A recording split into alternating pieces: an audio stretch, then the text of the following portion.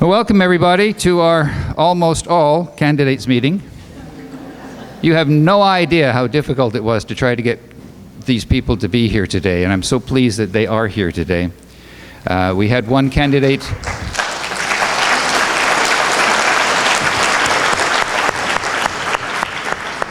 We had one candidate that originally said yes and then had to pull out because to go to another commitment. We had another candidate that unfortunately became very sick yesterday. That was Stephanie, the Liberal. And so she had to cancel all of her events.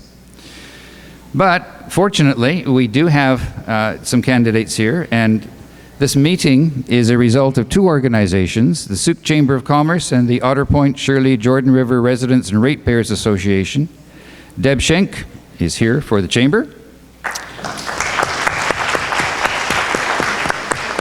I am Chris Moss from OPSRA. Wait. You're going to get tired of clapping if you clap that easily. We did try to have all the candidates here to tell you about their policy platforms. We value the candidates who joined us and engaged in the business community here. We had hope for full participation as it was a valuable opportunity to connect with local voters. We gather here on the ancestral lands of the Sauk Nation who have lived and cared for this land for millennia. We thank them for sharing their understanding with us and allowing us to share this wonderful place we now call home. Today's meeting will be moderated. Each candidate has received a set of questions to which they will respond.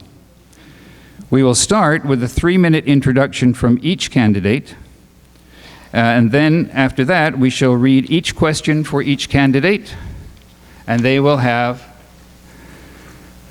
2 minutes. I have 3 here. Okay, 2 minutes to respond. When they hear the timing bell. When they hear the timing bell, they will give their thanks and they will pass it on to the next microphone. At the end of the first section of questions, there will be a 10-minute break. If your question has not been asked yet, please write it onto the paper available at the front tables and leave it with the attendant. We will quickly gather them up, sort them for duplicate questions, and then ask as many of your questions during the Q&A period as we have time. Around about 3 o'clock, we will have closing statements from each of the candidates, and then you will have at least a half an hour to meet with them individually and get to know them a little better. So, we have 4 candidates up here this afternoon. We have Maja Tait at the far end.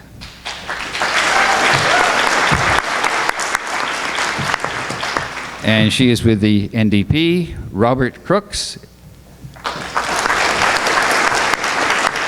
is with the Communist Party of Canada. Ben Homer-Dixon is with the Green Party. And Param Bhatti is an independent.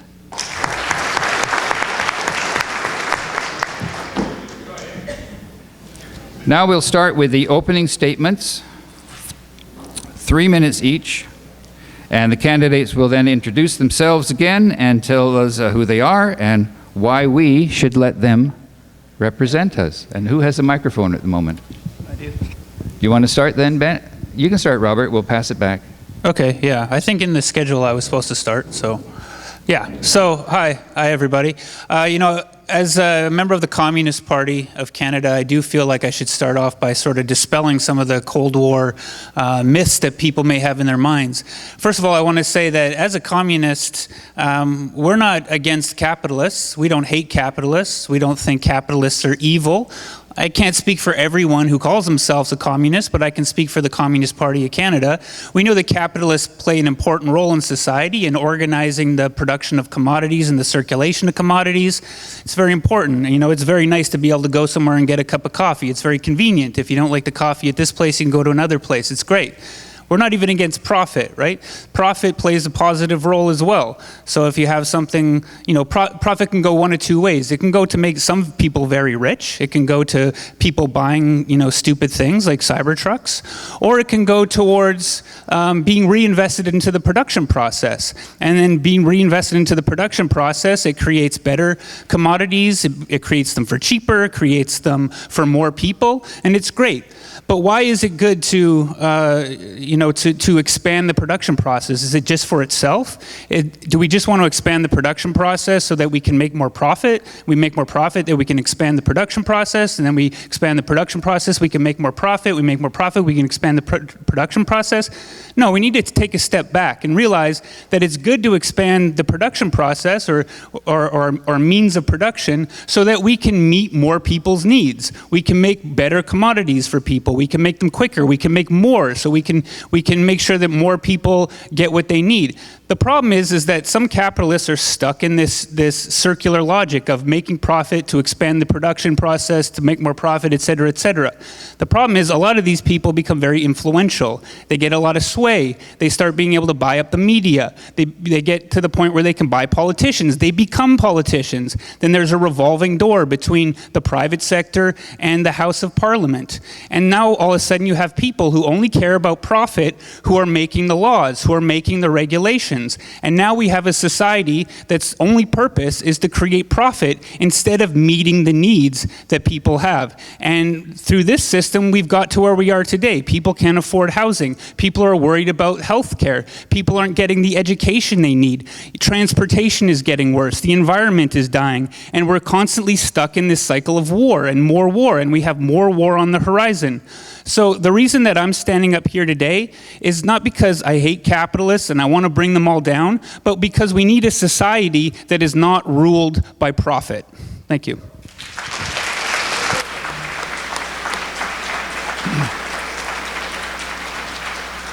Thank you. Thank you, Robert. It goes now to Ben.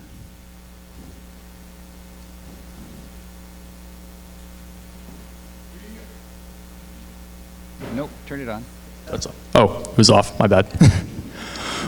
We currently exist in a time of upheaval, uncertainty, and if not borderline, outright crisis. And one crisis in particular is probably at the forefront of most of our collective consciousness. You probably know what I'm talking about. I don't think I have to name it.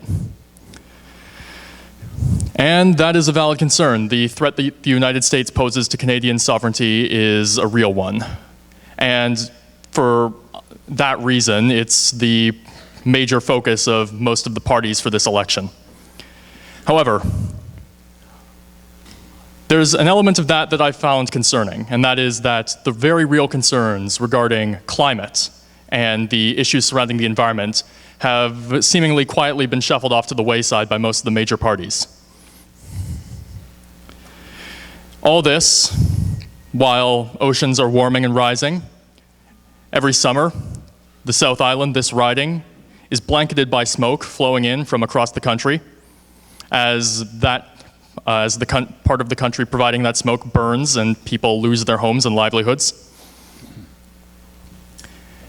And despite all this, it's somehow lost its focus as one of the major issues facing Canada as a nation. I'm a young person. I turned 20 this year. I'm a student at the University of Victoria, and I'm afraid. And I know a lot of other people who are afraid too. This is something that we will have to reckon with, this existential threat to our society and our nation. Young people are ready and willing to use the voice our democracy guarantees us, and we'll use it to stand up for the world that we'll one day inherit and the better world that we believe is possible. Thank you, Ben. It goes to Param now. Thank you, everyone. Firstly, I want to acknowledge the traditional territories that were on here today. Secondly, I want to thank Chris and Deb and the entire team at the Sooke Chamber of Commerce for putting on this fantastic event. And lastly, I want to thank all of you for coming here and championing democracy in Esquimalt-Sooke-Saanich and Sooke. So let's start with the truth. All of these folks here, they don't care about you. Really. And especially the two folks that didn't join from the other parties, they especially don't care about you. Thank you.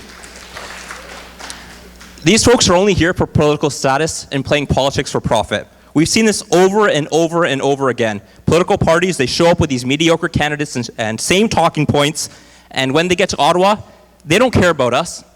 They don't care about what's right or what's wrong for us, only for themselves. That's why I'm here, to make that change. Remember this when your rent goes up. Remember this when your child can't find a summer job. Remember this when your aging parents can't get the care they need. I'm not here to play games. I'm not part of their club. For over 30 years, I've lived in this community. I've worked in this community. I've raised my family in this community. That's why I'm running as your independent face for Esquimalt-Saanich and Sooke to bring prosperity to our community.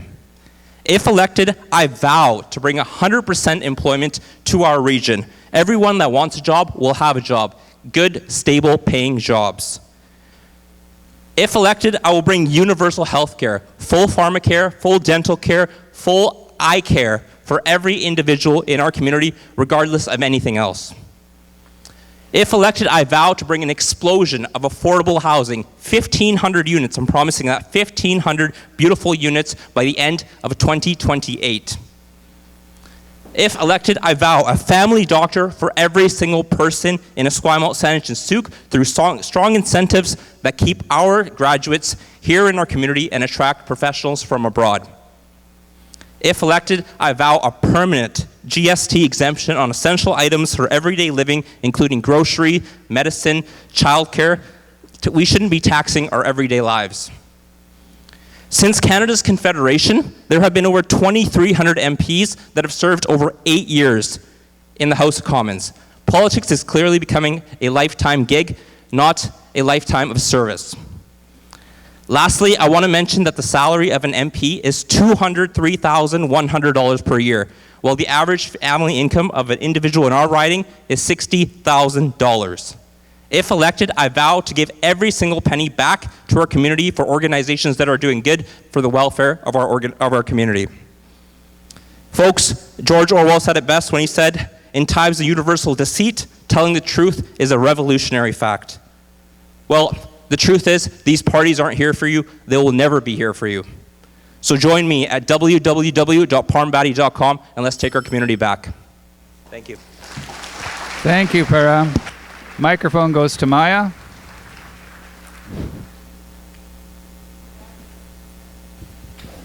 Good afternoon, everyone, and welcome to Sooke. I do wish to begin by acknowledging that we are gathered today on the unceded lands of the Sauk and Shaanu nations. Thank you to the organizers, to the other candidates for attending, and for all of you for taking time out of a beautiful sunny day on a Sunday to listen to all of us. So why am I running? Well, my name's Maja Tait, for those of you I haven't met, but I'm running because I know what it's like to be the wedge between two generations. I have a young son who's 9, and I'm caring for my 90-year-old disabled father-in-law. I've seen what it's like with my folks to navigate the healthcare system that is failing as we speak. I see the concerns in my son, and I think, gee, when he gets older, are we going to be able to afford to send him to the school of his choice? Or will we all be living in this house together? And what happens if something happens to me? Will the burden of caring for my father-in-law fall on my 9-year-old son? I certainly hope not. As a mayor, I've served in this community since 2014, though I've been elected in 2008. The motivation that I have is always one of service. That was a brownie promise that I took at the age of 6, and I took it seriously. And I'm here today because I care about this community. I care about my family, and I care about all of you as well. And it's a challenging time. Since the pandemic, I've seen my peers in the front lines of community. We watched in horror as Fort McMurray burned, and untold wildfires are doing extensive damage across our country. I was at the front line myself when the Old Man Fire burned last summer here in Sooke. I'm well aware of the impact this has on communities through a dated property tax system that was inherited in Canada under the reign of Queen Victoria. Think about that. All the growth that we have here, all the demands that communities have to reach, funded by a dated century-old system. Through the pandemic, though, that revealed all of the gems and gaps in our community. And I saw true leaders rise and step forward and look after one another. Because that's, in Canada, what we do. We look out for one another and we care about each other. I've seen leaders advance things in healthcare, our food bank reach out with helping hands, and this is the volunteer capital that always stands up for one another. And there are unsung heroes throughout, not only in Sooke, but throughout this region. As I've been out canvassing, and I get about 17 kilometers a day as I go and explore all the various beautiful parts of our riding, the same challenges exist there. There are grown children that are still living at home, and there's seniors that are concerned that their house will not meet their needs. So I'm motivated because I know that when my son asked me with all of this, including the threats of a certain American president I'm not going to name, I stood up and I did something, and I will fight for you. All right.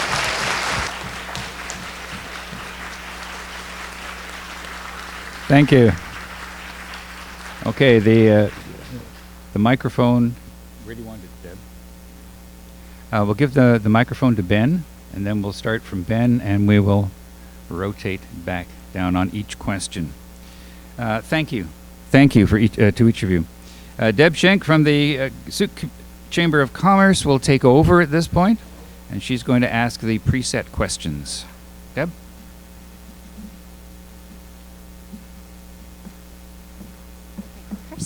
Thank you. Just making sure everybody can hear me. All right, so as you know, we are going to be going alphabetically, and each question will start with a new candidate, so everybody gets first opportunity to answer the questions as we move along. The first question we have is on housing. So what policies will you create to increase affordable housing?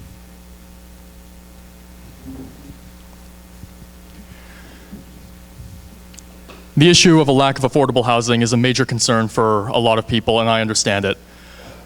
Just yesterday, actually, I received an email from the University of Victoria that my residence application was not approved for my second year, and now I have to partake in the arduous task of finding an affordable apartment and a roommate in Victoria.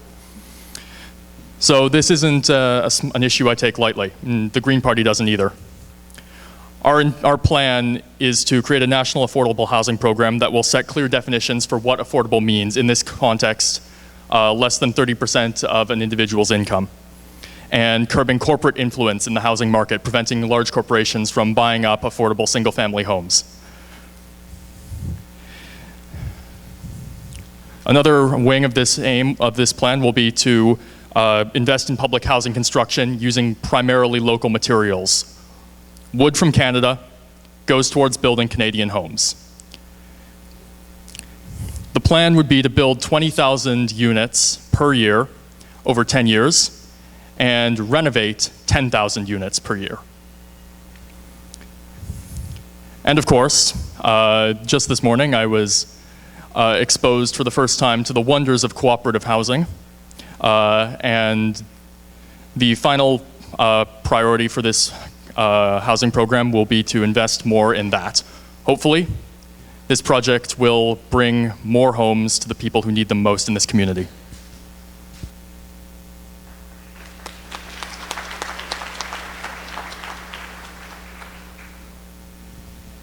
Thank you.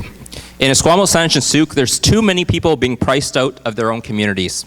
We need federal support for housing that's built to be lived in and not flipped for profit. So here's my policy plan. First, I want to establish a federally backed municipal trust fund to finance non-market housing, co-ops, land trusts, community land development, so affordability is permanently and locally controlled.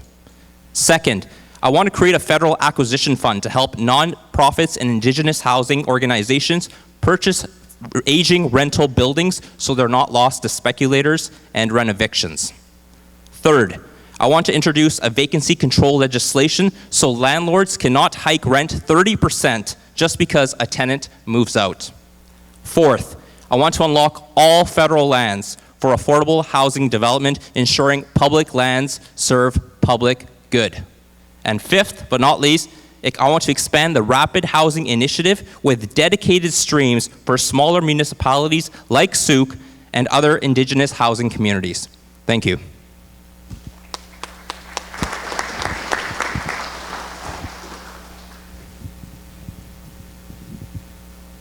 Thank you. The first part is for all orders of government to work together and to work with local government. This is where the people live, in cities, towns, villages, electoral areas. This is where we all live. When one order of government steps on another, it leads to friction and nothing gets done. We recognize that there is a housing crisis, and in Sooke, we have folks that are not in the right type of housing to meet their needs. We have elders living in the hospital because they're unable to return home. So healthcare must be part of the conversation when we talk about healthcare, housing.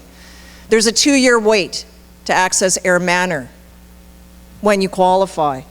And we have students that are still living at home because they cannot find on-campus housing. So this is an issue. The first thing to do is to scrap the Liberal Accelerator program and replace it with a national housing strategy. This will close the loopholes for greedy speculators, empower municipalities with the necessary infrastructure tools, and protect existing rentals.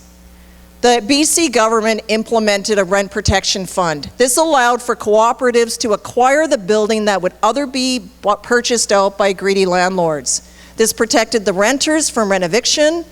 It allows for the charity or the nonprofit to control the rent, and allows people to stay and age in place.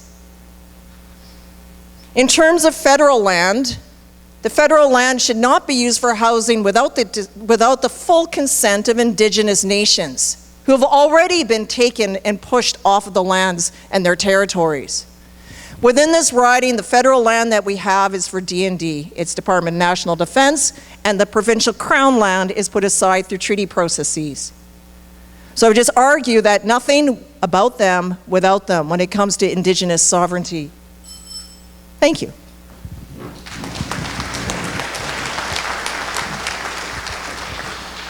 Yeah, I just want to begin by saying housing is a human right. And by the estimates, there's 235,000 homeless people in Canada. That's a human rights abuse.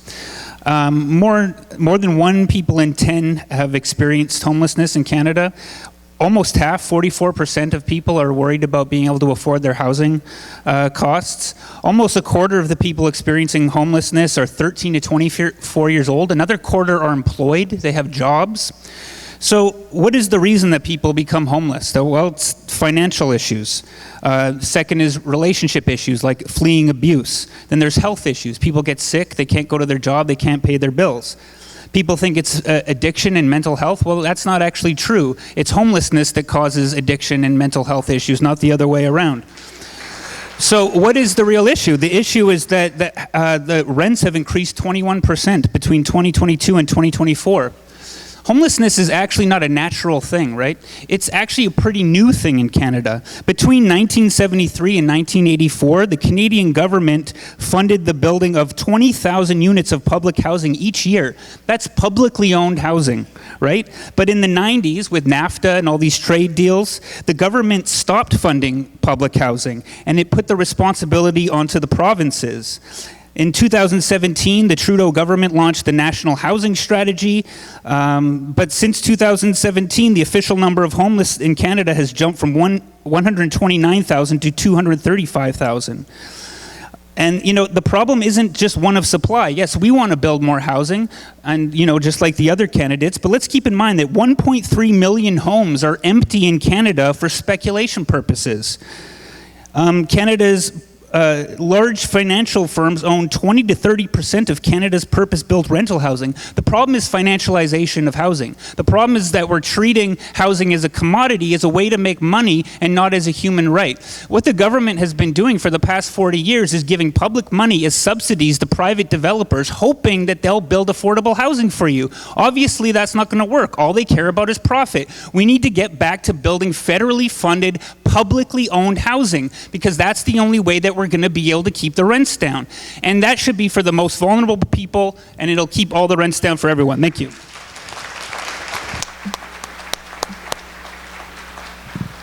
Okay, thank you. Our next question is on economic development, and we'll be starting with the Independent Party. How will you advocate for infrastructure funding to support economic growth in our community? Thank you for the question. So strong infrastructure is the backbone of local communities. From rural broadband to bus routes, we need federal investment in essentials that makes business and our human lives work. So here's my policy plan. First, I want to push for targeted federal funding for regional transit, including more frequent bus stops and routes in connecting Sooke, Langford, Esquimalt, and post-secondary institutions like Camosun College and the University of Victoria. Second, I want to expand the federal broadband investment program like the Universal Broadband Fund to fully connect rural and remote areas in our riding, especially here in Sooke. Third, I want to advocate for federal support for stormwater upgrades, electrification, and water infrastructure to prepare for growth and climate change in our riding. Fourth, I want to ensure that public infrastructure contracts include local hiring opportunities, apprenticeship opportunities, and benefit local suppliers first. And last but not least, I want to support community infrastructure grants for cultural centers, for innovation hubs, for maker spaces that help small communities and businesses thrive. Thank you.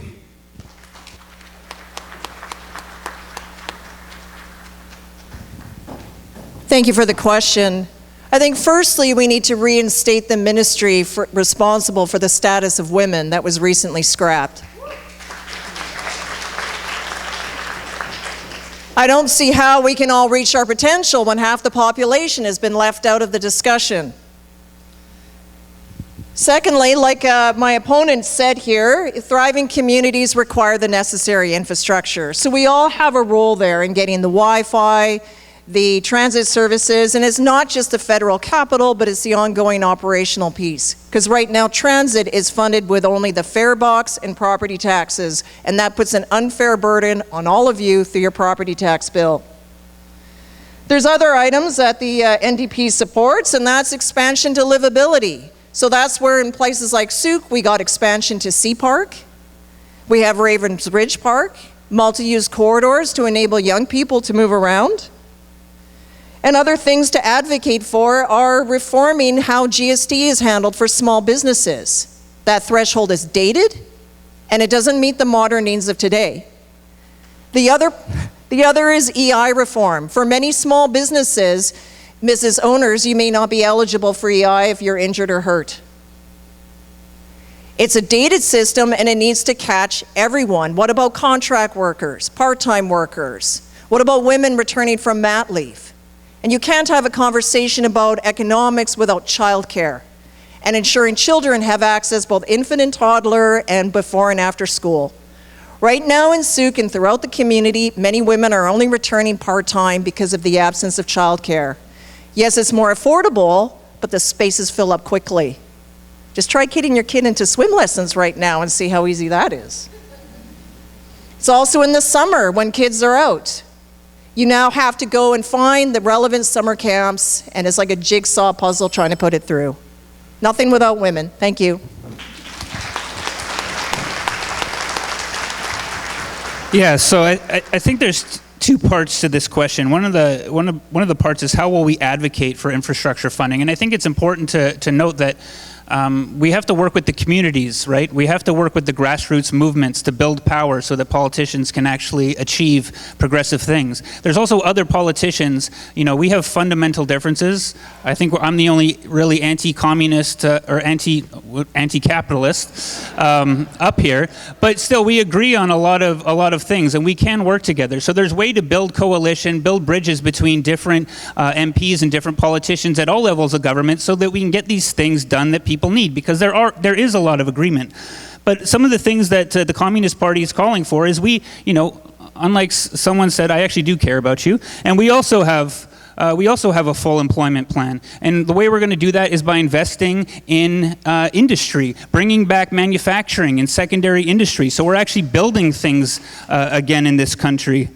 Part of that is we want to develop a pan-Canadian shipbuilding strategy. So we're focusing on building non-military vessels like ferries. We should be doing more of that. We also want to, like I said earlier, we want to build more housing. Well, when you're building housing, it's also has to do with the lumber industry, but you also need plumbers, you also need electricians, you also need appliances like fridges and toasters, whatever the case. So why aren't we building those things here in Canada? So these are some of the programs that the Communist Party of Canada is calling for. We need to also turn the main industries in this country back to public ownership or into public ownership so that we have democratic control over where our raw materials are going and where our primary sources are going so that we can continue to build things that are good for people in Canada. Thank you.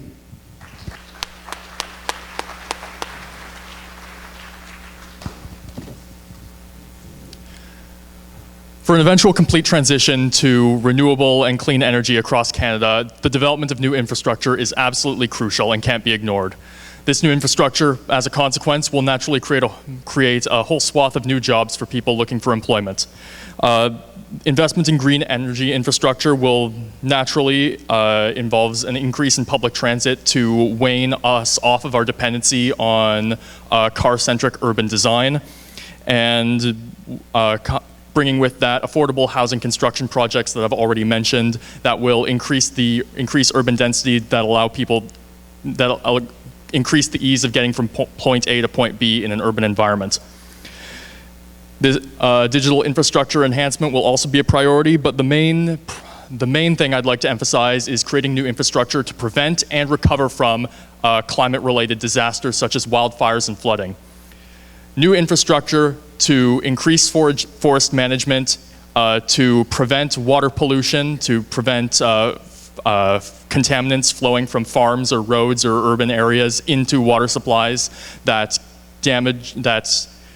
infiltrate the water and the air that we all need to breathe and drink. Thank you.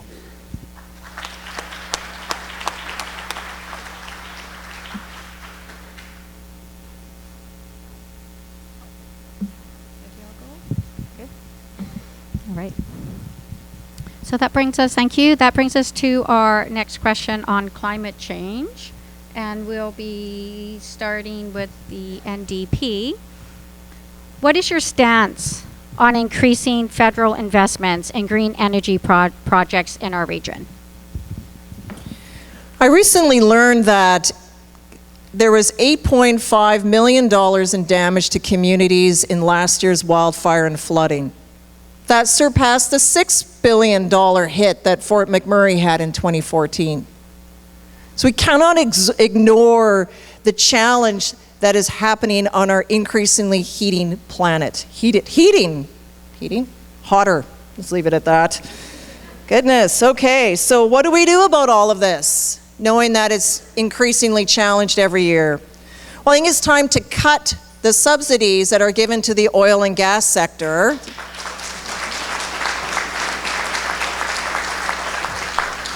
That's some $18 billion. Doesn't happen in the UK or in other places, so why are we hanging on to that here? And reinvest that into our communities. We can partner with local Indigenous nations and explore wind, solar, and tidal energy. The Sauk Nation is already leading the way with their solar project. We can partner with institutions like UVic that draws out the potential of young people and try something different. I can totally appreciate why our Green candidate is here, because he's not seeing his values represented in the House of Commons.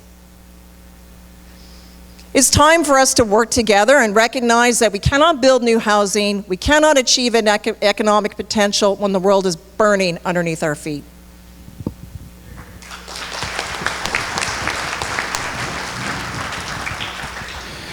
Yeah, I think it's a pretty uncontroversial idea up here on stage, as it is out there, that we should stop the subsidies to oil corporations. There was recently a plan put out by a group of municipal politicians called the Elbows Up Climate Plan, and there's some really good ideas in there that the Communist Party would stand by, and that includes redirecting these subsidies to oil corporations towards things like massive public transport and preparing infrastructure for climate catastrophes and things of that nature. The Communist Party of Canada, we also want to phase out tar sand operations, and we want to compensate First Nations who have been affected by it, and we want to guarantee jobs in the energy industry for everyone who might be losing jobs in the tar sands, so they can be retrained to work in other forms of renewable energies. We want to establish public ownership and democratic control of all energy and natural resources, including extraction, production, and distribution. Again, so that we can ensure that when we're doing these things, when we're pulling things out of the ground, we're doing them with a long-term plan, with an environmental plan, and we're doing it with people's best interests in mind. We want to ban fracking. We want to ban cryptocurrency mining because of the huge toll that it takes on the environment. And I think there's one thing up here that the Communist Party of Canada calls for that the other parties don't call for. And one of the biggest polluters in the world that no one seems to really talk about is the military. The military is absolutely destroying the environment with its bombs, with its tanks, and all its, it has to mine to get out the nickel and all this stuff. So the Communist Party of Canada is calling for a 75% reduction in the military budget so that we can stop building towards war and building towards destroying our planet. Thank you.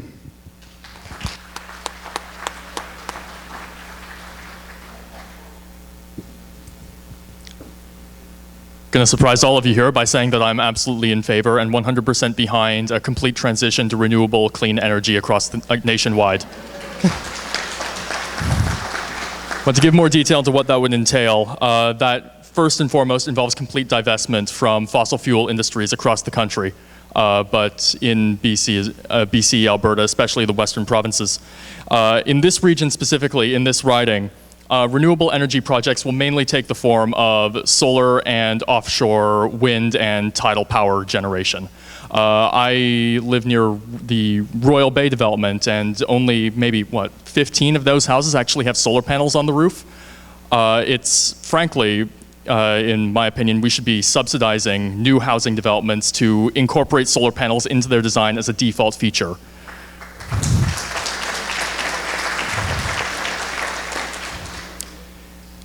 That alone could funnel massive amounts of power into the national grid and contribute an enormous amount to already weighing us off of our current dirty overconsumption of fossil fuel energy. Thank you.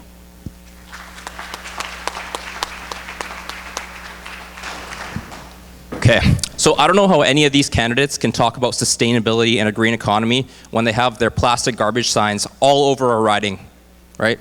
I'm here about real action, and not about garbage on a stick.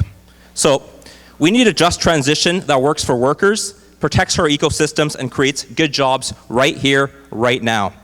This is my policy plan. First, I will invest in locally owned renewable energy projects, from solar to wind to geothermal, that are created through a new community power fund.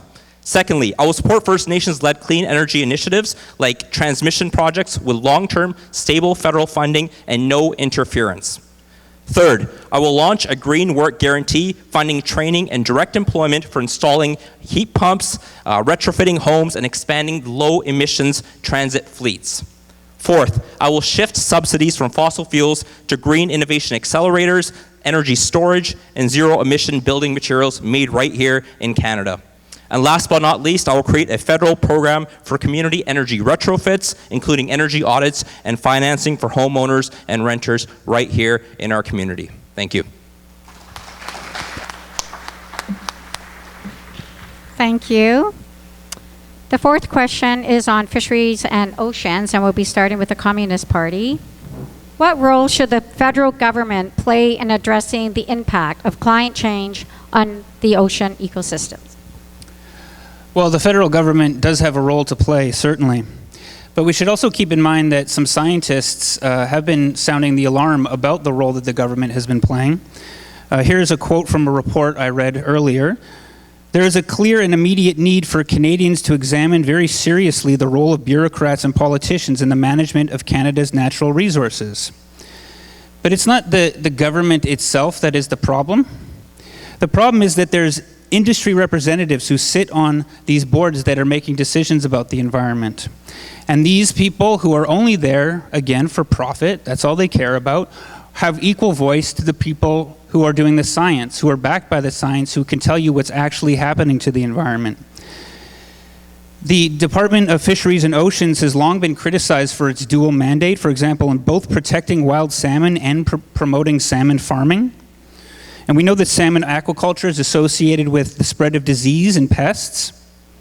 So we need to get these corporate interests out of the decision-making process, out of the process of creating legislation, out of the process of making laws. We also know, unfortunately, that there is a conservative candidate on this island, not in this riding, who has proposed killing plans for a network of indigenous-led marine protected areas on the west coast. So this is something that has been signed in agreement with 12 different First Nations, and this conservative candidate is saying that we just need to get rid of them. Well, if we don't start taking if we don't start really listening to the scientists and what they're saying about our oceans and our fisheries, we're not going to have a fishery industry anymore. So we need to make sure that we're putting life before everything else, that we're putting life before profit, because without life, there is no fishing, there is no other industry. Thank you.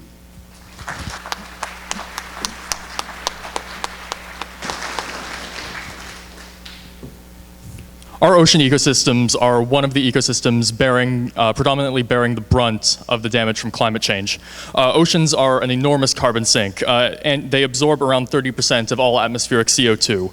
And this not only damages the natural environment, but also has a negative effect on a lot of the fisheries that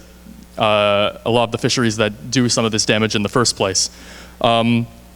The first priority would be getting that atmospheric carbon reduced by establishing a national carbon budget and opposing fossil fuel extraction and processing. The second stage would be restoration of the existing damaged marine ecosystems by expanding marine habitat reserves and cooperating with First Nations to do so, ensuring habitat protection under the existing Fisheries Act, and the halting of any discharge of sewage or contaminants into ocean or inland water systems.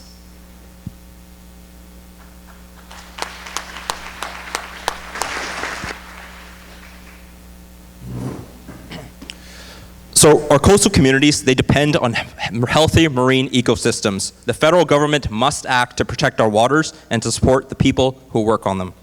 This is my policy plan.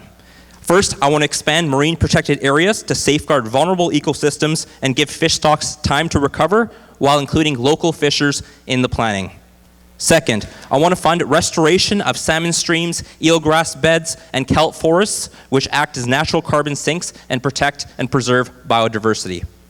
Third, I support Indigenous guardian programs and traditional stewardship initiatives with federal funding that further long-term goals, not short-term ideas and initiatives. Fourth, I want to provide transition supports for fishers, including low-interest loans for sustainable gear, licensing reforms, and compensation for lost access. And last but definitely not least, I want to invest in on-island fish processing and cold storage infrastructure so more value is created in our local communities right here in Sooke. Thank you.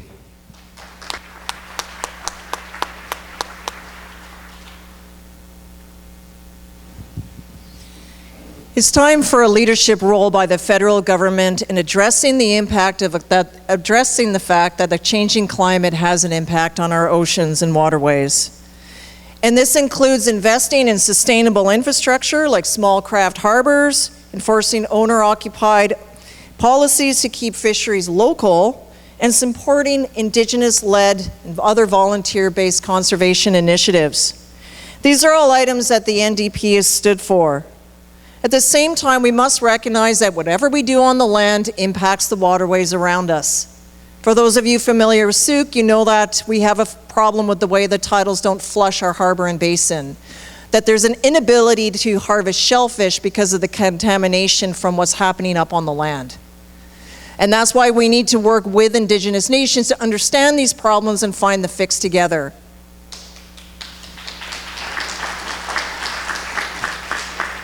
I'll lastly add, and one piece that I've heard of is that there is a need for a customs office to be located here in Sooke.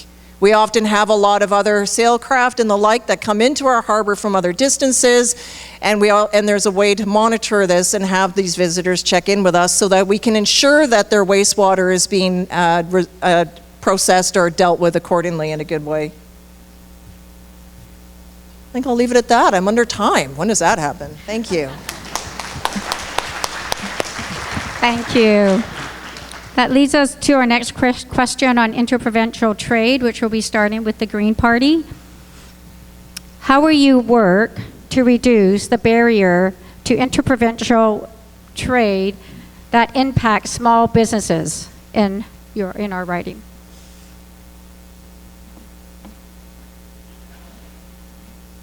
I turned it off.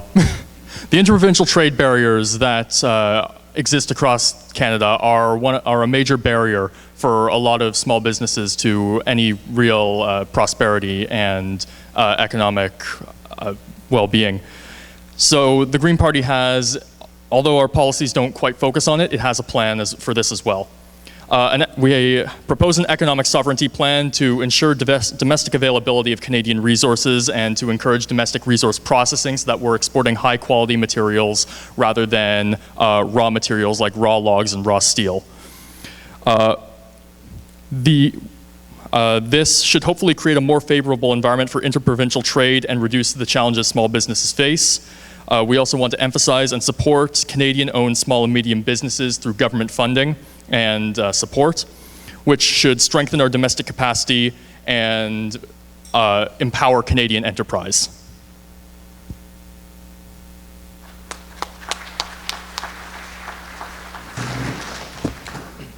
For small businesses, crossing a provincial boundary should not feel like crossing an international one.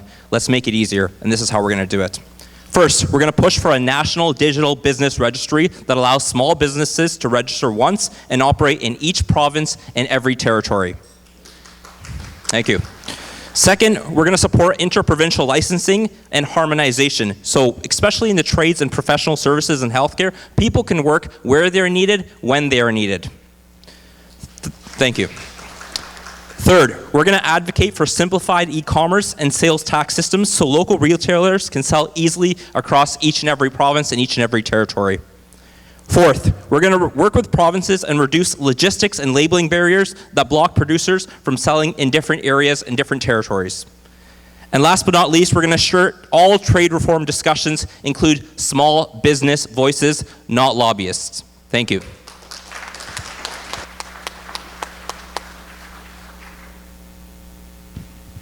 Small businesses are the backbone of this riding, and they deserve fewer barriers in order to deal with the other provinces. So let's work together to cut the red tape, reduce the regulatory inconsistencies while bolstering local entrepreneurs. We also need a pan-Canadian or a similar approach in addressing healthcare. It differs from one province to the next, and there's a crisis that's impacting us. You cannot perform in your work if your health isn't with you. This is all connected into housing, cutting costs, having more women at the table, access to childcare. But in terms of going across the province, because I'm looking at the wrong notes because I have my glasses on, I'll stick to it's the regulatory inconsistencies and cutting the red tape. Thank you.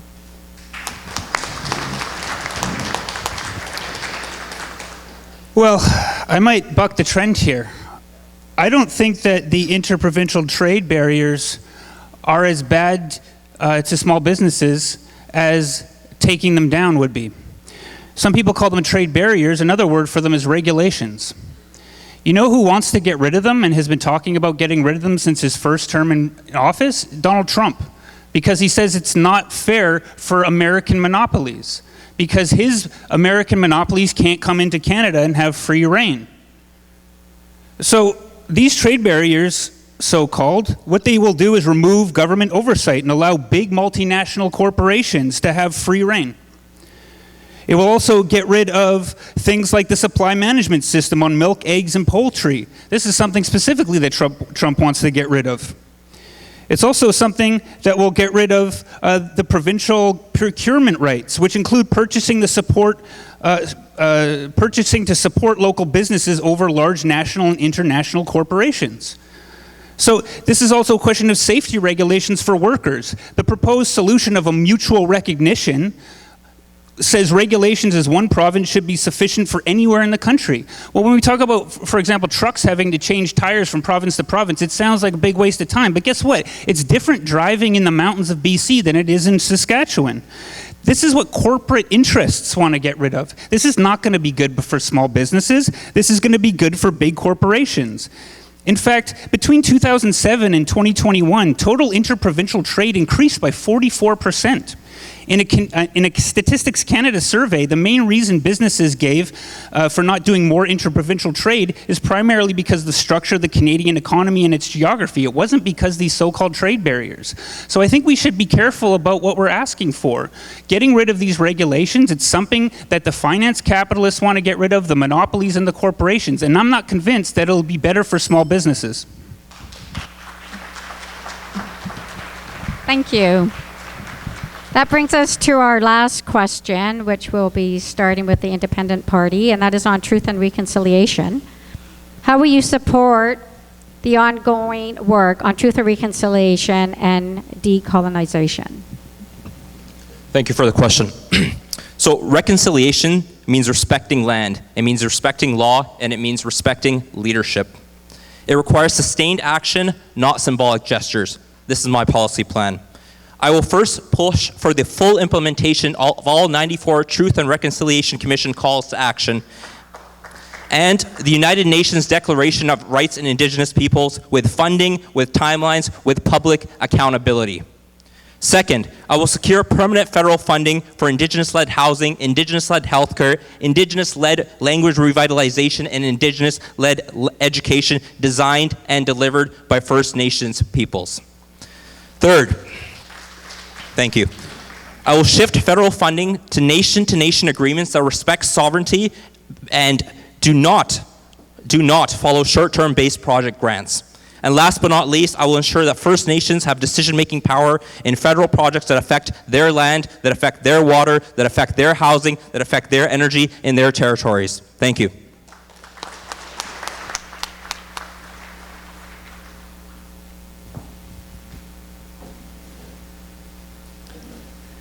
True reconciliation is about listening and understanding that it's not our timelines, but it's the timelines of the nations and waiting on their timelines and not asking just to send a letter or to check a box. The NDP has been committed to real progress on truth and reconciliation with full implementation of the calls to action. Here within this riding, we have the Sauk-Saanich, Pachidat, the Wishsanik on the peninsula, as well as the Lekwungen-speaking peoples of the Songhees and Kosapsan nations. It's recognizing that all of these nations have a voice that needs to be heard, and for all of us to recognize the harms of the residential school and the healing that must come with that. But it continues to this day. You see it in our correctional facilities. The facilities, particularly for women, should represent our population.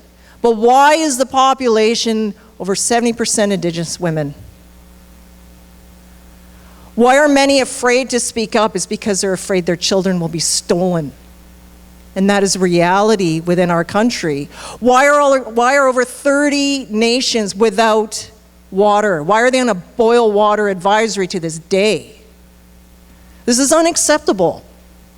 And it's recognizing that this is happening and that there's still an impact of the murdered and missing women and Indigenous girls.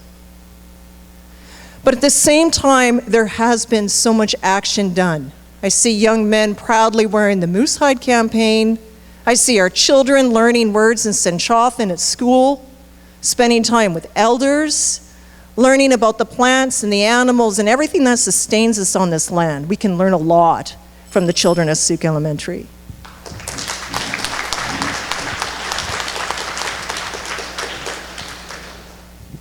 Yeah, I'm glad that it was brought up about the prison population. Indigenous people are very vastly overrepresented there. They're also vastly overrepresented in the homeless population. 67% of Indigenous people graduate compared to 83% of non-Indigenous people. So this is the sign of ongoing colonialism, right? So Canada has adopted a form of UNDRIP, but what's contentious in that form of UNDRIP is what does it mean for consent, for Indigenous nations to be able to consent for what happens on their lands and their territories and for their own self-determination?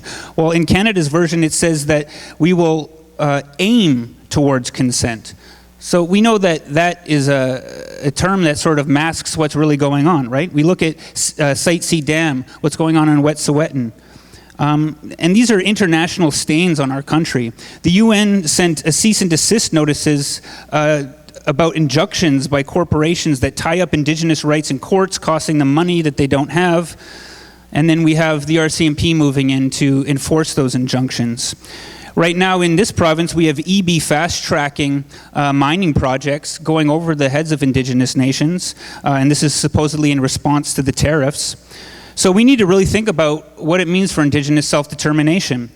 Well, in this country, there's Section 35 of the Constitution, which says that at the end of the day, the rule of Canada, or the law of Canada, rules. But what about Indigenous law that pre-exists that Canadian law? Well, what does it mean for real self-determination? It's going to mean that we actually respect the pre-existing Indigenous law that was here before the Canadian state came and just dropped on top of the people who were already here. So what the Communist Party of Canada calls for is drafting a new constitution where all the nations within Canada, including the First Nations, the Métis, the Québécois, the Acadians, we all come as equal partners and sign a constitution. Thank you.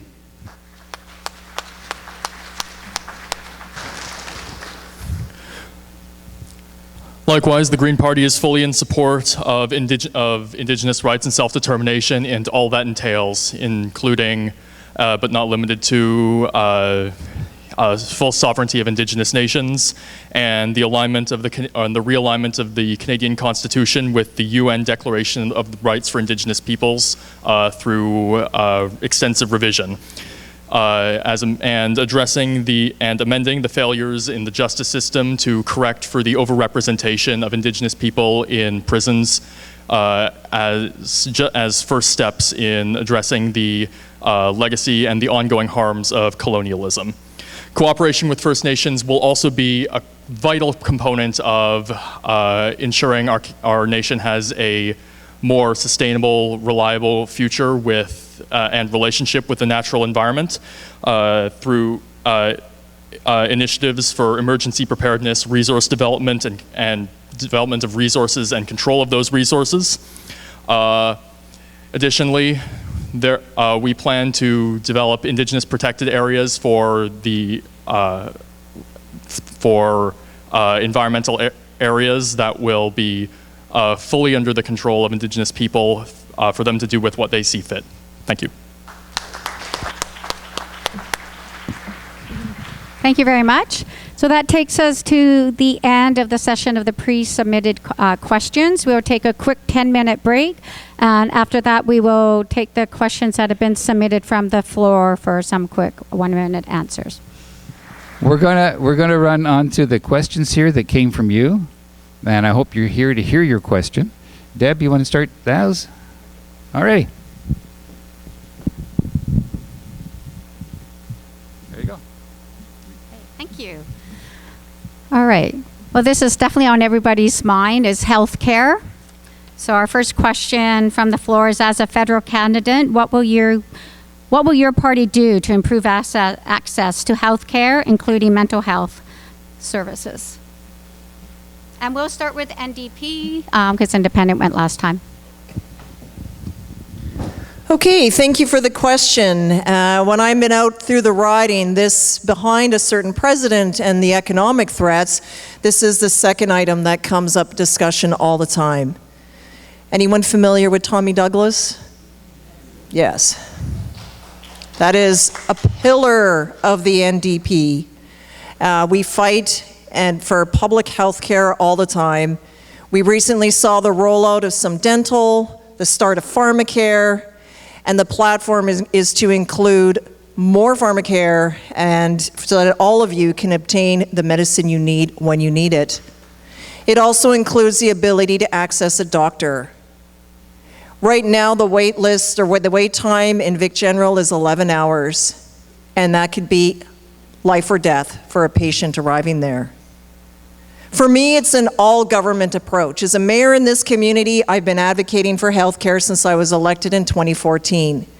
It's not a local responsibility, it's not just provincial, it's not just federal, it's all governments working together with a multi-partisan approach. Our fire department across this riding is answering medical calls because of the shortage or the backup to an ambulance service who do come, they do amazing work, there's just not enough of them. And then when you get into VGH, you have a nurse that is not delivering the care they were trained to do because it's so busy. So it's an all-government approach. It's everyone working together. We need a pan-Canadian approach to licensing, and the federal government needs to send more money to the province to make this a reality.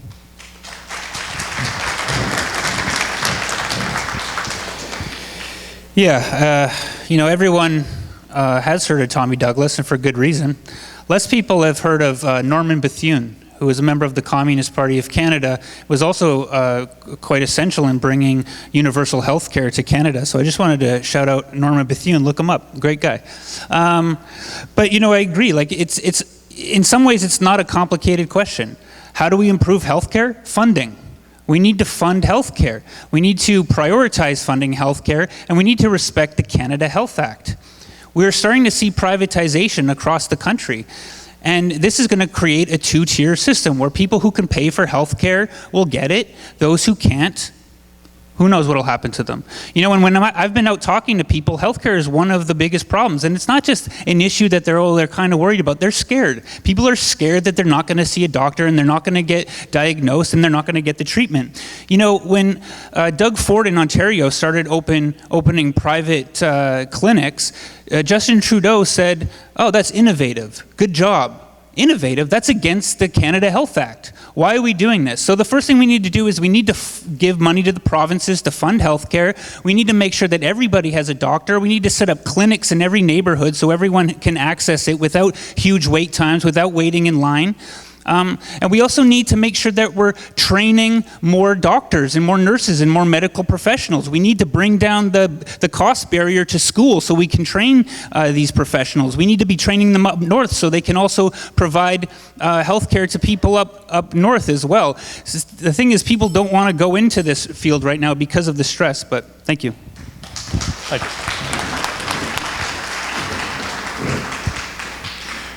Yeah, access to healthcare is a fundamental human right, and that is a fact that everyone should agree on, because even the people we disagree with also need healthcare.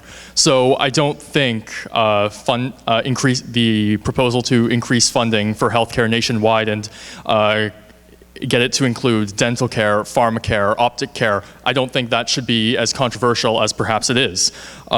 This includes increasing funding and subsidies for hospitals and clinics across the country, and increasing funding to build more in places that might not have as easy access to healthcare, more remote neighborhoods and more remote communities.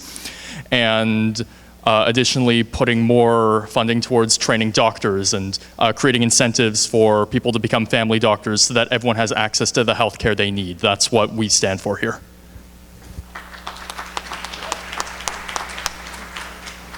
Thank you. First off, wealth can't buy health. There's no price we can pay and put on our health. As your independent elected representative, I'm going to push strongly, firmly for universal health care. That includes universal pharmacare, universal vision care, universal dental care, not for some people, but for every single person, every single Canadian. Secondly, I want to tie incentives into our medical schools, the University of Victoria Medical School, to keep our graduates here in our local communities. We don't have those incentives, we don't have those lucrative contracts that allow our graduates, the ones that we train, to stay here and serve our people. And thirdly, I want to focus on mobile health. This is a big topic right now. Being able to bring doctors, nurses, licensed practitioners to serve you, directly to you instead of you going to them. Innovative concept, but something that I want to pivot and bring into our community right here in Sooke, in Esquimalt, and in Saanich. Thank you. Okay, thank you. The next question will start with the Communist Party. What social programs are you interested in supporting? What social programs am I not interested in supporting? I think, first of all, we need to really boost employment insurance. Employment insurance should go up to 90% of previous wages or 90% of average wages if the person hasn't worked before. It should cover all people who are out of work. And as someone said earlier, that includes small business owners who can't work because of an illness. We also need to make sure that people have mental health care as part of their healthcare system, that they have universal health care. We need to be making sure that we can counter the toxic drug supply by ensuring people have safe injection sites where they can be supervised and make sure that they don't pass away from these drugs. Yeah, thanks very much.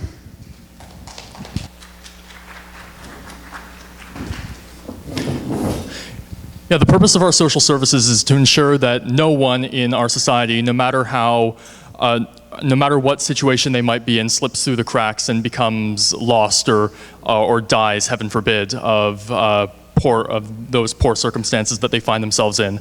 So, yes, I think it's crucial to support as many social services as we can, and to strengthen the social services that we already have through increased government funding.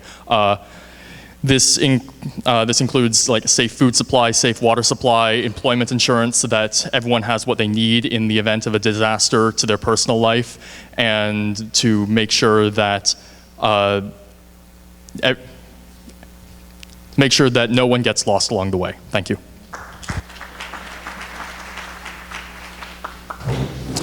For me, fundamental basic skills are missing from all Canadians. The social programs that I would support bolster these fundamental skills. I want the Government of Canada to cover first aid, food safety, digital literacy, financial literacy, fundamental skills that will give our citizens, our Canadians, our people a leg up in this complicated and global system that we live in. That's the most important program that I would push for. Fundamental basic skills for all Canadians. Thank you.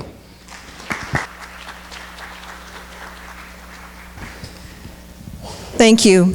This is an increasingly challenging time for families and individuals. So the government needs to be there to support people when they fall and to keep people from falling into the cracks of society, but those gaps are widening. So many social services are delivered because of the helping hands of volunteers, and not just in Sooke, but throughout the riding. Or there's several workers that are working overtime because of the high demand.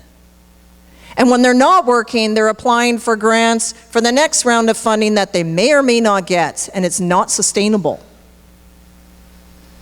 I believe everyone here needs safe housing, healthy food, access to health care, and clean water to drink and to swim in. And so what is that all going to take when the system itself is on life support and people are falling? That cannot be the reality going forward, because everyone right now that's stuck is relying on the care and the support of their family or the community of volunteers.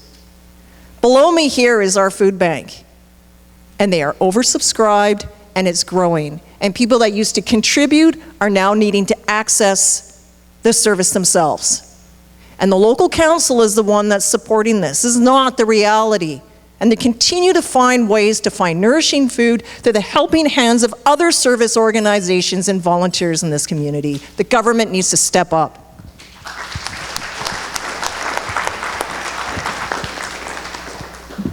Okay, the next question will start with the Green Party. Can you tell me what each of you are contributing personally, not as a group or through your business affiliation, to reconciliation with the Sauk Nations and other First Nations?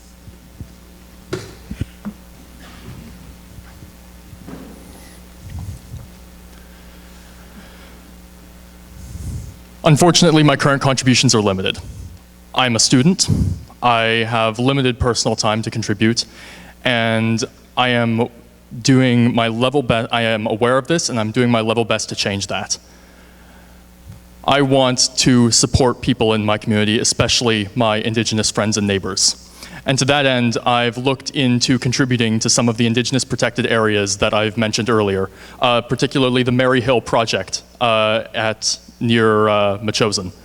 I want to help right historical wrongs and take an active part in decolonizing Canada.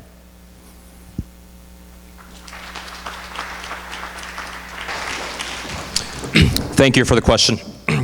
So currently, I'm working with Dr. Karen Crawford from the University of Victoria, along with the Accelerating Energy Community Transition Project, and we are developing an energy framework to help the Haida Gwaii First Nations develop a blockchain energy transfer system. So we're talking about energy sovereignty, energy autonomy, and working with the federal government to provide funding so Haida Gwaii can create a self-sustaining renewable energy ecosystem within their own environment that's managed directly by them. Thank you.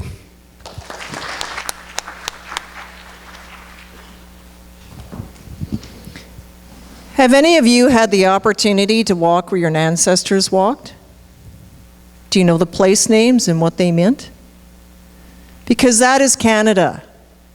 And that every day, especially on the island here, we are walking on the land where people have lived since time immemorial.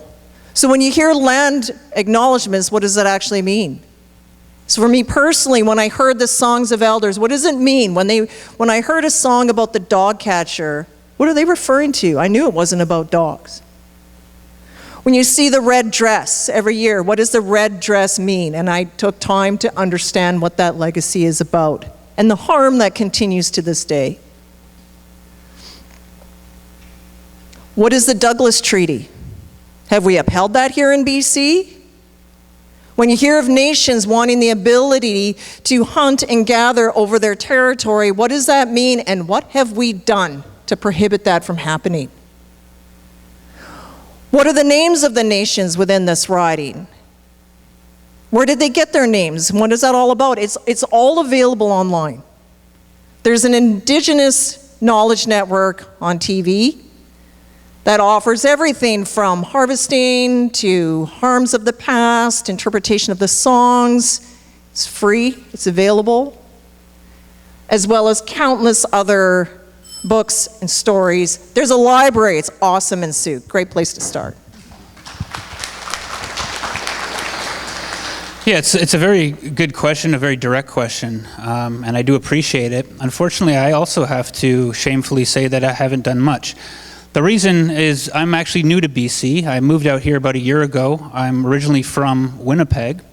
In Winnipeg, I worked very closely with the First Nations there and the Métis community as well.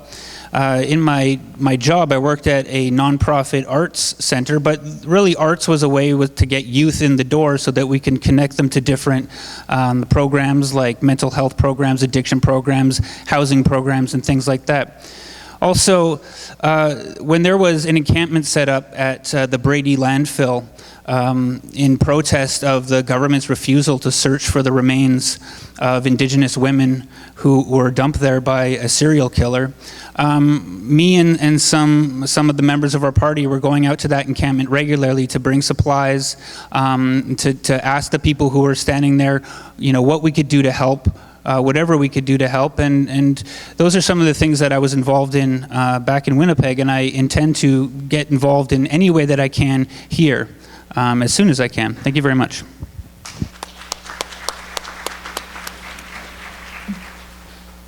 Okay, so the next question we'll start with the Independent Party.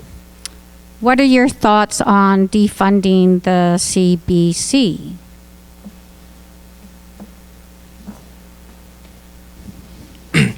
I think every avenue, every media deserves equal support.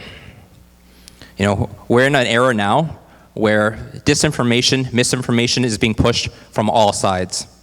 We need equal opportunity for all media to be equally funded to provide the same message to all Canadians. Right now, different parties, different groups are reinforcing their message through different platforms. And this is causing a lot of chaos in our world, in our government, in our politics, and we're seeing that right away. Should there be defunding? No, I think there should be equal funding. Thank you.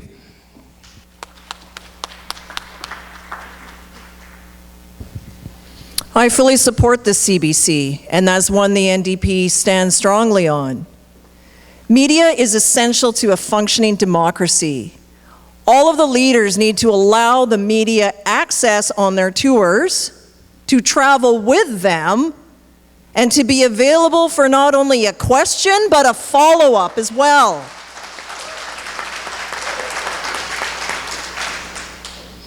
We need media because we need the transparency about what happens in decision-making, how those decisions are made, and for them to have the ability to report out. I grew up with the CBC.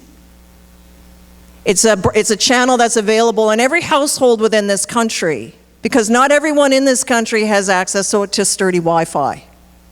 And so what other option do you have to get the news? What about emergency events? What about what's happening? We are in an earthquake zone. You need a reliable station so you know what to do, how to be prepared, where to go, and what to do. I don't like the fact that the media I subscribe to is getting smaller and shorter, that the reporters are stretched, covering many stories all at once. How else are we going to know what's going on? How do we learn what is real and what is fake? So yeah, thank you for whoever asked that question. Go CBC. Yeah, it is a good question, and I think it is on a lot of people's minds, and I think the reason is because the quality of the CBC over the years has really declined. It's not the CBC that I remember growing up with as a kid, and I think it's really important that we do have a democratic media channel who can deliver news, radio, television, and things like that. We need to really be funding Canadian culture because we're so infiltrated by the US and all the propaganda, even the very subtle propaganda that comes over the border from the US. A study in 2020 showed that the CBC had decreased its funding in real terms by 36% between 1985 and 2019.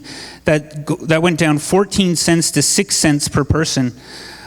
So what we need to do is we need to be refunding the CBC, because part of the reason that the CBC is so bad now is because we haven't been funding it properly, and so it's had to turn to commercial and private interests for funding, and it's not becoming very clear how they're getting this funding. It's become harder to really track where they get their funding from. Their reports aren't going to Parliament. They're not being talked about openly, so we don't really know where they're getting their funding from, but we know they're getting them from more commercial sources. So we need to properly fund the CBC so it serves people of Canada, so it's not beholden to profit and to corporations.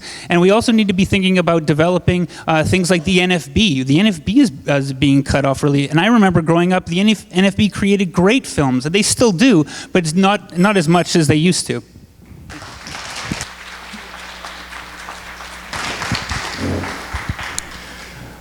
My response to the possibility that the CBC's funding might be slashed is simple. Don't do it. The CBC is an avenue for national unity, which we need now more than ever. And the loss of CBC funding would additionally reduce the accountability of those who would see it destroyed through their own active efforts to report. A unified, reliable national news program is vital for a functional democracy. Therefore, I absolutely wholeheartedly believe that we should be, rather than slashing the funding for the CBC, we should be increasing it so that it can do a better job, so that it can deliver the information and the news and the knowledge that the people across Canada require. Thank you.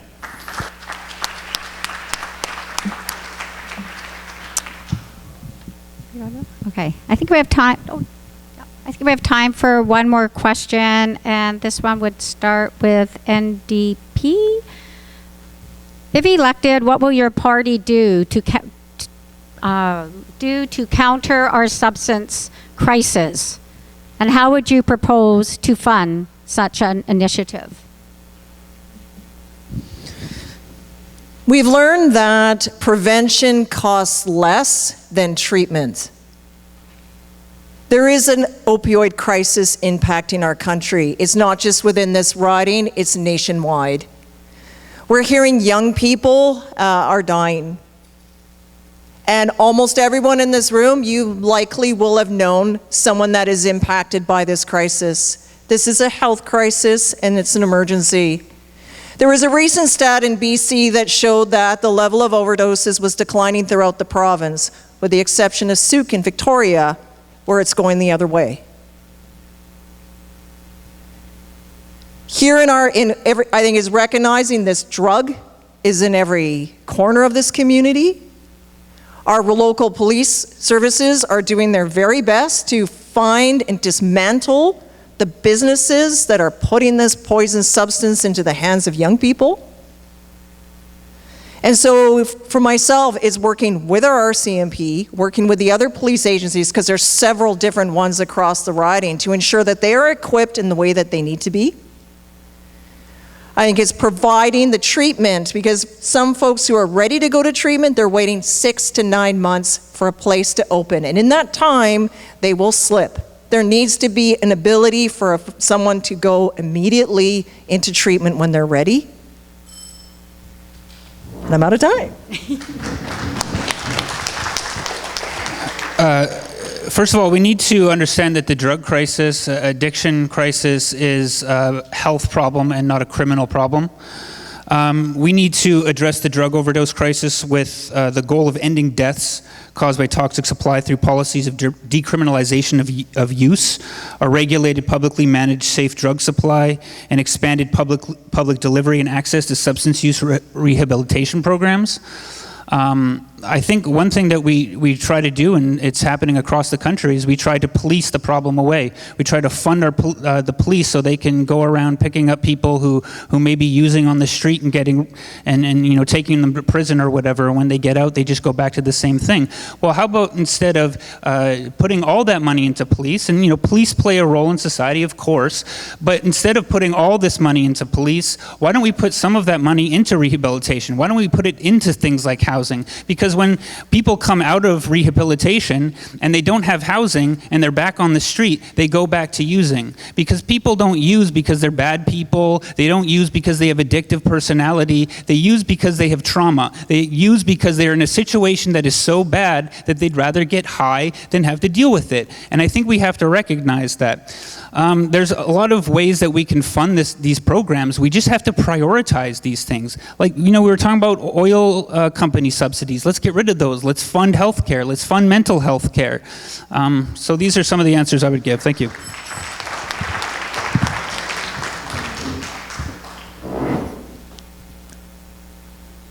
Last year at the University of Victoria, a student died of overdose.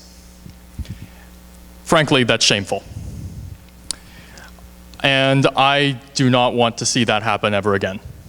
I fully support efforts to end the toxic drug crisis. I feel like that goes without saying. But the way we go about doing that can't be a half measure. We can't half commit to this. And unfortunately, as much as I would like this not to be the case, the toothpaste can't go back in the tube. The drugs are out on the streets. We can try to police the problem away. We can try to target the people who are providing the drugs to people. But unfortunately, that won't solve the entire problem. You can target the cause, but the symptoms will still be there. What we need right now is a focus on rehabilitation. Safe consumption sites for users and drug testing to prevent the likelihood that that contaminated drugs will be used in the first place. In the event that they are, we need to focus on rehabilitation. We need to make sure that people who have used these drugs and might be addicted can get the help they need and have the resources they need to get back on their feet again. Thank you.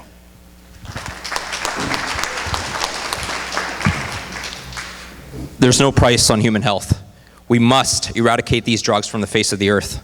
We need to educate our people that these drugs, there's real harm that comes, not just affecting the person itself, but everybody in your circle and the community itself in large. And third, and most important, we need treatment. We need to meet people where they're at, whether they're in the streets, whether they're in schools, whether they're in their homes. We need to really find and meet people where they're at.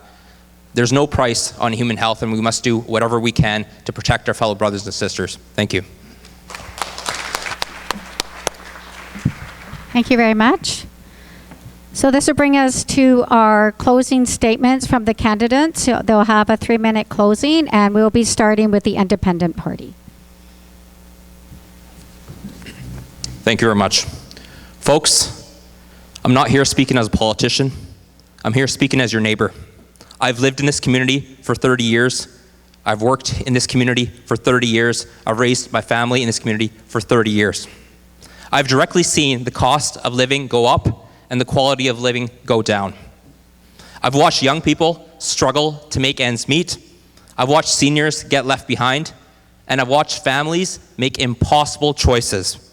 Meanwhile, the same political parties, they come around begging you for your vote every 4 years, and once they get it, they disappear.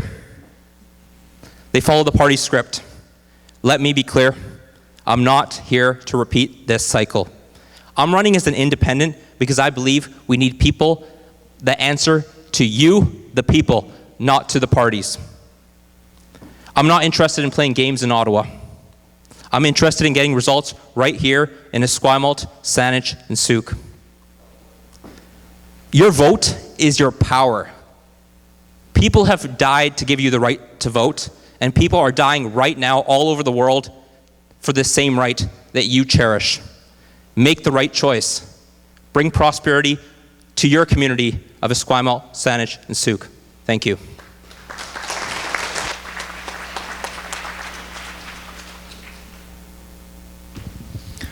I'd like to thank everyone for showing up today. I am disappointed to not hear the other platforms of the other parties. This is one of the only opportunities with the election just over 2 weeks tomorrow for all of us to be able to compare and contrast the various platforms.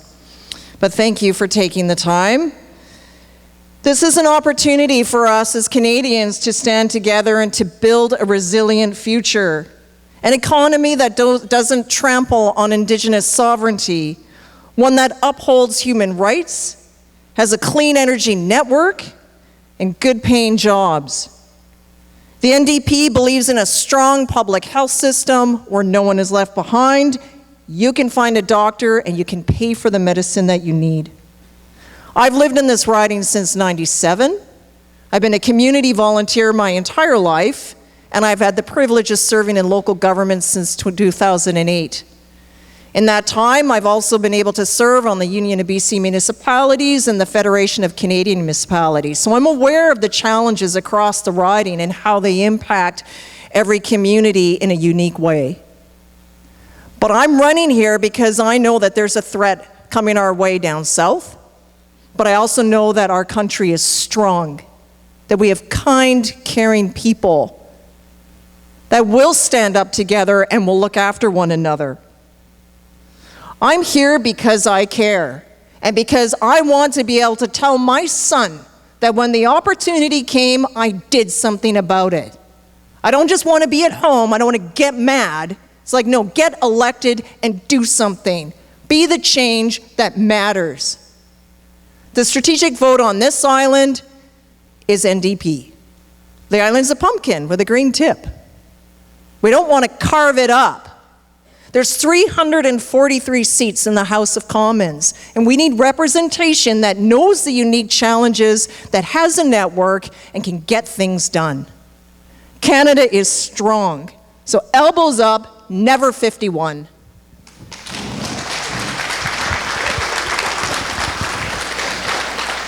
I want to speak a little bit, make the case of why you should vote communist. First of all, people, I think, largely misunderstand what communists stand for. And what we stand for is in the name. We stand for community. We stand for the people. That's what we care about. That's what we fight for. Things have gotten extremely bad in Canada. We know the problems: healthcare, housing, education. We know the problems. But this is an example of one of the causes of the problem that I just want to share with you. In 2022, 44% of sitting MPs had investments in real estate. Them or their significant other had investments in real estate. So you have people in government who are making legislation, who are making laws, who are making regulations, who are invested in the things that they're making the laws about. That's a problem. And that's corruption, but it's legal corruption. So this is something that we need to change. Now, when we go out into the street with our platform and we're talking to people, people love our policies. Our policies are great, and I'm sure a lot of you out here have liked the policies that I've shared today. But they say, oh, well, we can't vote for a communist. Why don't you change your name? Well, we can't change their name for one thing, because if we change their name, people would go, hey, those people with the different name, those are actually communists. We're not trying to hide the fact that we're communists. We're proud that we're communists. We're proud of what communists have done in this country, like bringing people EI, like our role in bringing universal health care, like the fact that we went to Spain and fought the fascists, and we went in World War II and fought the fascists. So we're proud of that. But I think that this idea of the strategic vote, we've been doing that forever. Like ever since I've been a voter, we've talked about strategic vote, strategic vote. It's got us nowhere. Meanwhile, the window is going further and further to the right. You know, I know that we're influential because I see our policies show up on the platforms of other parties. When you vote for the Communist Party, the Green Party, the NDP, the Liberals, they notice that. So voting for us is a vote that we need a real left representative in government. So we may not win a seat this time, but we're growing. People are coming to our party. We're getting more and more votes every election. So pretty soon we are going to have some seats. So let's stop just trying to do strategic voting, which doesn't work, and vote for your real interests. Thank you.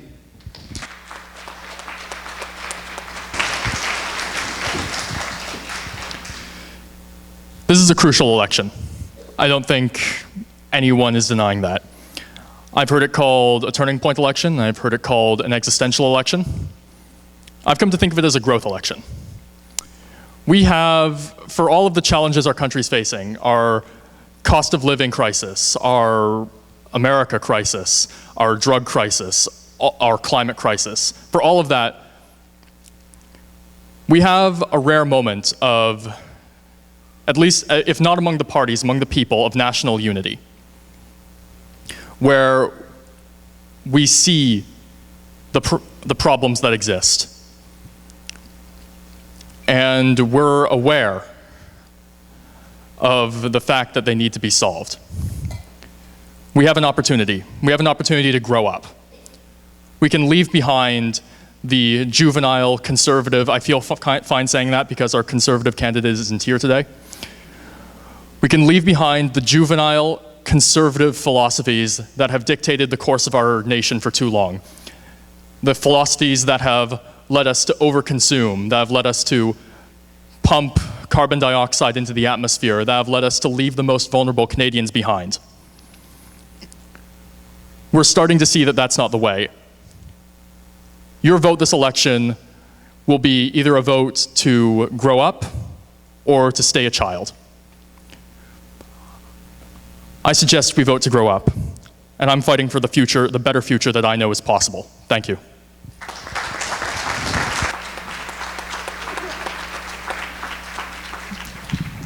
Those are all great closing statements. Thank you very much to all the candidates.